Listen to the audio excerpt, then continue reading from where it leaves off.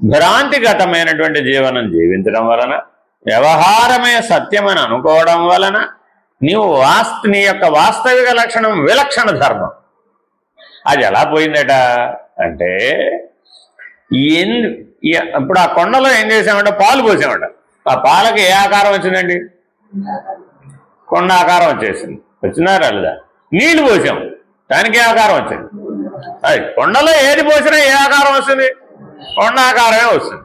దీన్ని ఘటాకార వృత్తి అంటారు. ఏమంటారండి ఇది? ఘటాకార వృత్తి. అర్థమైందండి? మీ ఇంట్లో గాలి ఉందా లేదా? ఏ ఆకారంలో ఉంటుందండి? మీ ఇంట్లో గాలి ఏ ఆకారంలో ఉంటుంది? మీ ఇంట్లో గాలి ఏ ఆకారంలో ఉంటుంది? గాలికి ఆకారం లేదా? ఇల్లు అనే ఆకారం అమ్మా.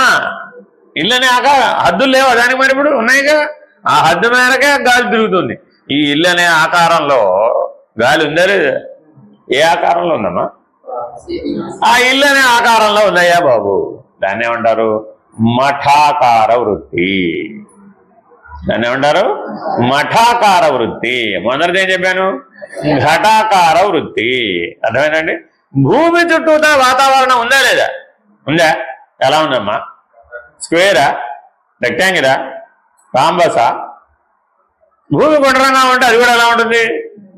పటాకార వృత్తి. దాన్ని ఏమన్నారు? పటాకార వృత్తి.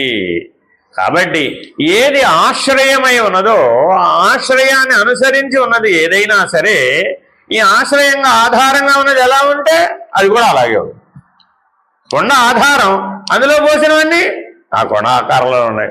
ఇల్లు ఆధారం, ఇల్లు రూపంలోనే అవి కూడా కనబడుతున్నాయి. వాస్తవానికి వాటికి ఆకారం ఉందా? లేదు. వాస్తవానికి జీవాత్మక ఆకారం ఉందా? నీ లోపల ఉన్న నేనుకు ఆకారం ఉందా? లేదు కదా.